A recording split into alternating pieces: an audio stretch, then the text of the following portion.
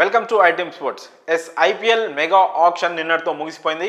ఆదివారం సోమవారం 2 రోజులు జరిగిన ఈ మెగా ఆక్షన్లో ఎంతో మంది ప్లేయర్లు భారీ తలగపలికారు.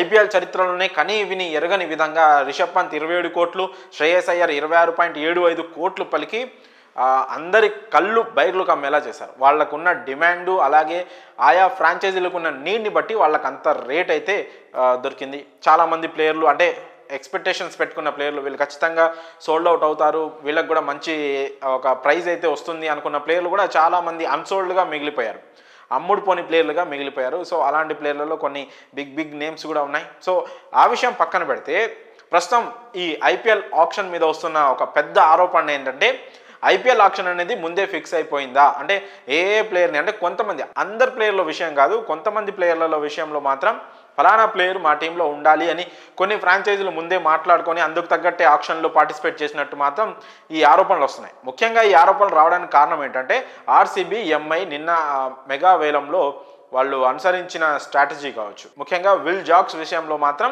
ఆర్సీబీ ఆర్టీఎం కార్డ్ వాడకపోవడానికి ఎంఐ విల్ జాక్స్ని పిక్ చేసుకొని వాళ్ళు సెలబ్రేట్ చేసుకోవడం, ఆ తర్వాత ఎంఐ ఓనర్ ఆకాష్ అంబానీ వచ్చేసి మన ఆర్సీబీ మేనేజ్మెంట్కి షేక్ హ్యాండ్ ఇవ్వడం, ఆ మేనేజ్మెంట్ ఉన్న సభ్యులతో మాట్లాడడం, ఇవన్నీ చూసిన తర్వాత విల్ జాక్స్ని ముంబై తీసుకోవాలని ముందే ఆర్సీబీతో మాట్లాడి ఆర్టీఎం కార్డు ఉపయోగించకుండా ఉండాలని ముందే చెప్పినట్లు మాత్రం ఇక్కడ ఆరోపణలు వస్తున్నాయి. మరి ఈ విషయంలో ఎంతవరకు నిజం ఉందో మాత్రం 2 ఫ్రాంచైజీల నుంచి ఒక అధికారిక ప్రకటన వస్తే కానీ మనకు ఒక క్లారిటీ రాదు.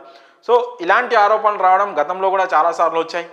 సో ఆక్షన్లో ఇలాంటి వాతావరణం ఉండడం కరెక్ట్ కాదని కూడా క్రికెట్ ఫ్యాన్స్ అయితే అభిప్రాయపడుతున్నారు. ఎందుకంటే గత సీజన్లో ఆర్సీబీ తరఫున ఆడిన విల్ జాక్స్ చాలా అద్భుతమైన ప్రదర్శన చేశాడు, ఒక సెంచరీ కూడా కొట్టాడు. ఆ స్టార్టింగ్లో కొన్ని మ్యాచ్లు ఆడకపోయినా వన్స్ తన టీంలోకి వచ్చిన తర్వాత చాలా మంచి పర్ఫార్మెన్స్ ఇచ్చాడు. సో అలాంటి ప్లేయర్లు పైగా చాలా తక్కువ రేటుకి పోతున్నప్పుడు 5 కోట్ల కంటే కాస్త ఎక్కువ, అంత తక్కువ ధరకే పోతున్నప్పుడు అతన్ని ఆర్టీఎం కార్డు వాడి ఎందుకు టీంలోకి తీసుకోలేదని ఆర్సీబీ ఫ్యాన్స్ కూడా ఆర్సీబీ మేనేజ్మెంట్పై ప్రస్తుతం కోపంగా ఉన్నాడు. ఇలాంటి టైంలో ముంబైకి ఫేవర్ చేసేలా ఎందుకు ఆర్సీబీ ఆ ప్లేయర్ని వదులుకోవాల్సి వచ్చింది అనే దానిపైన కూడా తీవ్ర స్థాయిలో చర్చ జరుగుతూ ఉంది. ముఖ్యంగా ఈ ఆర్సీబీ ఎంఐ మధ్య విల్ జాక్స్ విషయంలో జరిగిన ఈ ట్రయాంగిల్ స్టోరీ వల్ల ఈ వేలం అనేది ముందే ప్రీ ప్లాన్డ్గా ఫిక్సింగ్ వల్ల ముందే ఫిక్స్ అయిందా అన్నట్లు మాత్రం చాలా కామెంట్స్ అయితే సోషల్ మీడియాలో వినిపిస్తూ ఉన్నాయి. మరి విల్ జాక్స్ని ఆర్సీబీ తీసుకోకపోవడం, ముంబై తీసుకొని అంతలా సెలబ్రేట్ చేసుకోవడం, పైగా ఆర్సీబీ మేనేజ్మెంట్ కొట్టి షేక్ హ్యాండ్ ఇవ్వడం, ఈ మొత్తం సినారియోని